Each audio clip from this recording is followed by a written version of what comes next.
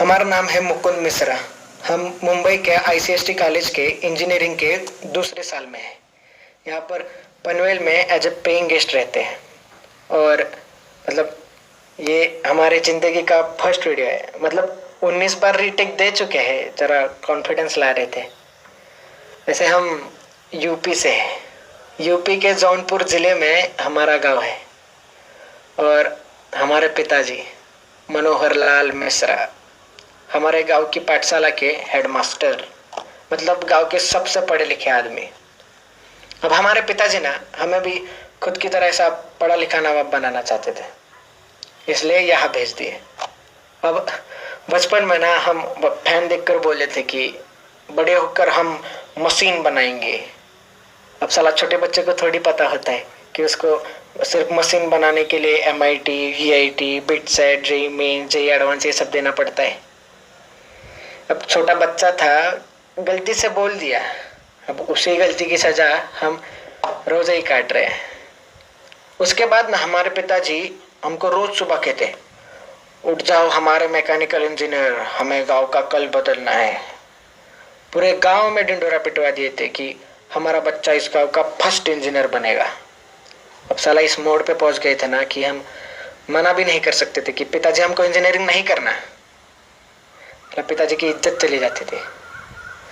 हमको क्रिकेट बहुत अच्छा लगता था। कहीं और ज्यादा अच्छा ना लगने लगे इसलिए छोड़ दिए।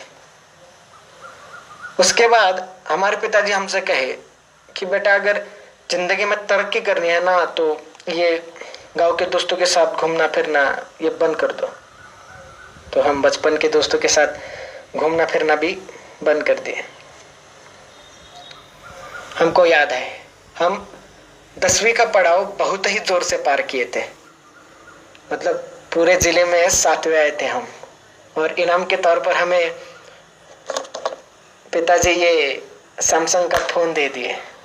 हमसे कहे कि बेटा जब मैकेनिकल इंजीनियर बनोगे तब टच स्क्रीन वाला दिलाएंगे। अब जब साला मैकेनिकल इंजीनियर बनेंगे तब इनसे थोड़ी ना मांगेंगे फ़ोन, हम बर्बाद ना हो इसलिए नहीं देते। और हमको इस चीज़ से दिक्कत भी नहीं थी। अब हमारी गांव की पाठशाला में एक ही कंप्यूटर है, उसमें हम पढ़ाई के बहाने FB अकाउंट बनाए थे जिसको हम इस्तेमाल ही नहीं किए। अब साला हमारे पिताजी का ना बहुत इच्छा था कि हम बम्बई के बड़े इंजीनियरिंग कॉलेज में पढ़े, तो हमको यहाँ फट से भेज दिए। तो हम भी खुद के ही खिलाफ यहाँ आ गए। माँ, बहन, खेत, हमारी पाठशाला, दोस्त जिनको अलविदा भी नहीं भूल सके, उन सबको छोड़ के यहाँ आ गए। वैसे ये बम्बई शहर ना बहुत खूबसूरत है, बहुत खूबसूरत है। मतलब ज़्यादा घूमे नहीं है लेकिन सुना बहुत है। और हम जैसे जो बाहर के लोग आते हैं ना उनको बम्बई और नवी मुंबई ये सेम ही चीज़ लगता है, लेकिन यहाँ के पता चलता है कि भैया ये दोनों दुनिया ही अलग है। अब जब हम एडमिशन्स के लिए आए थे ना कॉलेज, तो ऐसा ऊंची इमारतें, ऐसा बड़ा प्लेग्राउंड, ऐसा अंदर होटल कैंटीन देख के ऐसा मतलब पागल हो गए थे। अब हमारे बैच में ना एक 80 स्टूडेंट्स है, हम अकेले ही यूपी से हैं। अब हमारे पिताजी हमको सब सिखाए, लेकिन साला दोस्त बनाना नहीं सिखाए और लोगों से बात करना नहीं सिखाए, तो हम अकेले ही थे। और यहाँ के बच्चे भी ना बहुत ही अलग, मतलब कैसे बताए, मतलब बहुत ही मॉडर्न और फैशनेबल है। मतलब ऐसा गॉगल पे, जैकेट पे, KTM पे ऐसा कॉलेज आते हैं।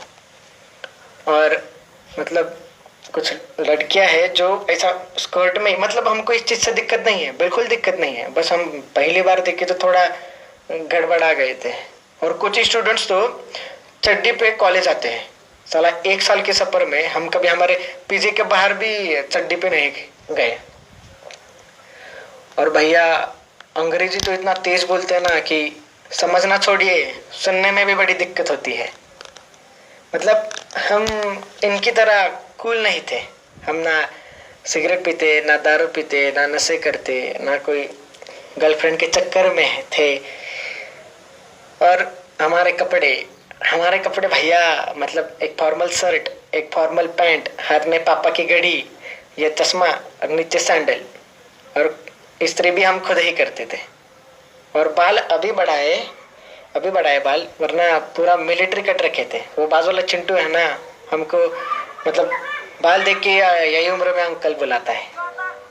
अभी हम मतलब ये सबको अगर बाजू में रखे ना तो हम वैसे बहुत होशियार है, मतलब खुद की तारीफ नहीं करेंगे, लेकिन हमारे कुछ उसूल है, जैसे कि हम बंक नहीं करेंगे, असाइनमेंट्स टाइम पे देंगे, जो भी है ईमानदारी से करेंगे। अभी 2-3 महीने पहले का बात है, हमारा सेम 2 का एग्जाम्स पास में आ रहा था, तो धीरे धीरे सब हमारे साथ ऐसा ही हाय बाय बोलने लगे, हमारे साथ बात करने लगे, हमारे मतलब फर्स्ट बेंच में बाजू में बैठने लगे। हमको बोले कि हमको मतलब कैंटीन घुमाए, हमको प्लेग्राउंड घुमाए, हमको मॉल घुमाए, हमको चीज फ्रैंकी, सैंडविच, मतलब मैं बहुत नाम याद नहीं आ रहे, लेकिन बहुत बहुत कुछ खिलाए। और हम उनको मतलब जितने भी पढ़ाए उसके नोट्स देते, फिर उनको लाइब्रेरी में लेक्चर देते। और मतलब साला इतना कॉन्फिडेंट हम कभी जिंदगी में फील नहीं किए थे। और हमको ना मतलब लड़की लोग भी नंबर शेयर करने लगी, तो हम थोड़ा गड़बड़ा जाते थे उधर। मतलब अचानक इतना सारा आ गया ना कि हम पागल हो गए थे, मतलब बहुत ही खुश थे हम। मतलब हमारे जिंदगी का ना ये बेस्ट पीरियड कह सकते हैं। अभी हमारा ना ये वॉचमैन है ना जो नीचे, उनका यही फोन पे हम वीडियो बना रहे हैं। तो उनका एंड्रॉयड फ़ोन है और उनको चलाने नहीं आता है, तो हम उन पे हमको दे देते हैं फ़ोन, तो उनके फ़ोन पे ऐप भी खोल के हम सबको फ्रेंड भी बना लिए। तो हमारा ना 2 पेपर अच्छे से हो गए, हम धम सबको पेपर दिखाए, सबको आंसर्स बताए। तो क्या हुआ ना कि ये कोरोना की वजह से जो बाकी का पेपर था वो कैंसिल हो गया। तो उसके बाद ना जैसा कोरोना हुआ, लॉकडाउन हुआ तो सब अपने अपने घर में, तो हमको सारा सबका टेक्स्ट आना बंद, ना हमको किसी का कॉल आता। अगर हम सामने से भी करें तो भी कोई उठाता नहीं या कोई रिस्पॉन्ड नहीं करता। हमको एक लड़की का मैसेज आया था कि thank you Mukund for your help, means a lot. तो हम कहे कि you are welcome, how are you. तो उसका भी रिप्लाई नहीं आया। हम सोचे कि हम ऐसा क्या कर दिए, कुछ गलत बोल दिए क्या किसी को। अभी तो हम सोचे कि साला हम कूल बनने के लिए ना फेसबुक पर मीम्स सबको शेयर करते हैं, तो सबका रिएक्शन तो आएगा, लेकिन उधर भी कोई किसी का रिएक्शन नहीं आया। मतलब हम बहुत कोशिश कर रहे थे बात करने का। हम मतलब अभी एक अकेला इंसान घर में पढ़ेगा भी कितना। हम ना गेम खेल सकते थे, ना पिक्चर देख सकते थे, ना किसी से मतलब घूमने के लिए बाहर जा सकते थे। हम बहुत सोने लगे थे, हम बहुत चिड़चिड़े हो गए थे, बीच में ही रोते थे, बीच में ही गुस्सा होते थे, हम ज़्यादा सोने लगे थे। मतलब हमारा काबू ही खुद से हट गया था। हम मतलब अभी देखिए ना, हम जो चीज़ जिंदगी में नहीं कहे वो पहली बार कर रहे हैं। जैसे कि हम पहली बार वीडियो बना रहे हैं। हम पिताजी को बोलने का भी कोशिश किए कि पिताजी हमको ठीक नहीं लग रहा है, हम मतलब थोड़े गुस्सा हो रहे, थोड़े ज़्यादा रो रहे, या हम बहुत अकेला महसूस कर रहे हैं। तो हमारे पिताजी हमसे कहे कि बेटा ये जिंदगी का मोड़ है, ये सबके साथ होता है, हमारे साथ हुआ, तुम्हारे दादाजी के साथ हुआ, ये आएगा और चला जाएगा। हमारे पिताजी समझने की कोशिश ही नहीं की कि हम क्या कहना चाह रहे थे। अब हम ना एंजाइटी और डिप्रेशन ये सब में विश्वास नहीं रखते थे, पर साला जब वो इंसान को होता है ना वो चीज, तब ही समझ आता है कि भाई ऐसा मानसिक बीमारी करके भी कुछ तो होता है। अब हमारे गांव में ना मानसिक बीमारी का 2 ही मतलब है, एक तो भूत बाधा और दूसरी मतलब ये पागल हो गए। साला हम गुस्सा हमारे दादाजी से नहीं है, ना हम गुस्सा हमारे पिताजी से, हम गुस्सा इस समाज से जो जब सर दुखता है तो हाथ में फट से डिस्प्रिन दे देता है, लेकिन साला जब दिमागी हालत ठीक ना हो तो मुंह ही फेर लेता है। अब साला परसों का ये बात है, हम उसी उम्मीद में फोन लिए थे कि हम देखने की फेसबुक में हमको गलती से किसी का मैसेज आया रहेगा, तो हम खोले तो देखे कि सबने स्टोरी शेयर किए थे, और उसमें लिखा था, तो क्या लिखा था उसमें लिखा था कि if you feel lonely you talk to me, I better see you laughing instead of seeing in your grave, and suicide is not the option. अब का बोले बे? और कितना गिरोगे बे तुम लोग? गए 1 महीने से हम बात करने की कोशिश कर रहे हैं कि हमसे कोई बात करो, बात करो, हमारा फोन उठाओ, हमसे हम तरस रहे थे कि हम हमारी सुनो मत, लेकिन हमसे बात तो करो, हमको तो जानो कि हमको क्या हो रहा है। साला एक फेमस इंसान अगर सुसाइड कर ले तो सबको इस चीज का फर्क पड़ता है, लेकिन आपको पता है क्या, साला हर 1 घंटे में एक ही स्टूडेंट भारत में आत्महत्या करता है, लेकिन तभी किसी को फर्क नहीं पड़ता क्योंकि वो फेमस थोड़ी ना है। ये फर्क छोड़िए, ये ना, ये सोशल मीडिया को चलाने के लिए ये लोगों को कंटेंट मिल गया, और ये जो कंटेंट है ना, ये इंसान की जिंदगी से भी बहुत ही प्यारा है।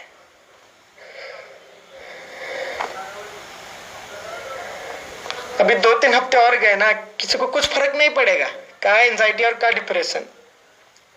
साला वो दर्द ही बहुत अलग होता है जब दर्द बांटने के लिए भी कोई नहीं होता। अब हम यही कहना चाहते हैं कि अगर ये सोशल मीडिया की दुनिया से निकले और आजू बाजू देखे कि लोग रुके आपसे बात करने के लिए तरस रहे अकेले, तो उनसे बात कीजिए, उनको ऐसा मुंह मत फेरिए। अगर ये बोलते वक्त हम किसी का दिल दुखाए रहेंगे तो माफ कर दीजिएगा, हमारा उद्देश्य नहीं था।